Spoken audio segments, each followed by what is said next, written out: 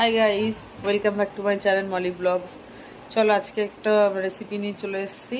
কী করবো, গরিব মানুষ, অল্প একটু চিকেন এনেছি, ওটাই রান্না করে তোমাদের সঙ্গে শেয়ার করব। চলো দেখাচ্ছি বাদ বাকিটা পরে। মানুষ কী করবো বলো, দেখো এই কটা আলু আর একটু মাংস আর পেঁয়াজ কাটছে, এই আদা রসুন কাটা হয়ে গেছে। এটাই আজকে রাতে মেনু হবে। চলো এটা রান্না করি, তোমাদের সঙ্গে শেয়ার করব। দেখাচ্ছি তোমাদের আবার একটু পরে।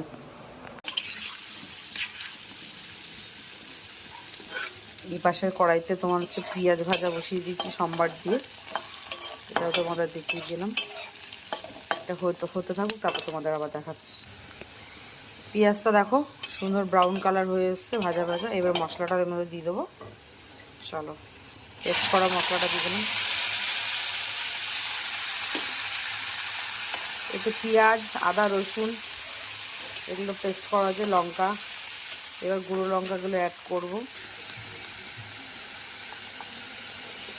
আর একটু হলুদ দিয়ে দিচ্ছি,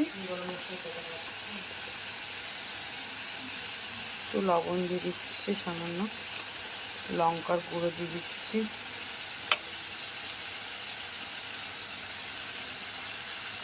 একটু জিরে গুঁড়ো দিয়ে দেবো। এবার চলো এটাকে গ্যাসটা কমিয়ে মশলাটা ভালো করে কষিয়ে নিই, তারপর চিকেনটা দেবো, তারপর তোমাদের দেখো। মশলাটা কষানো হয়ে গেছে, তেল বেরিয়ে গেছে দেখো। চলো এবার চিকেনটা দিয়ে দিই।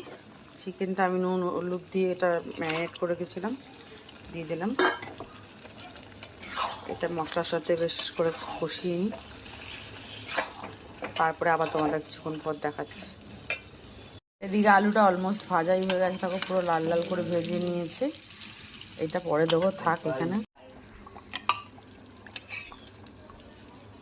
গাইস চিকেনটা হয়ে গেছে, জলটা দিতে দেখানো হয়নি তোমাদের। এটা ফুটছে, আর একটু ফুটে আসলে ঝোলটা না কমলে তারপর তোমাদেরকে আবার দেখাচ্ছি। চলো গাইস, রান্নাটা ঝোলটা কমপ্লিট হয়ে গেছে। চলো এবার এটাকে নামিয়ে দিই। ভালো লাগলে like, comment, share and subscribe করে দিও, ফলো করো তোমরা।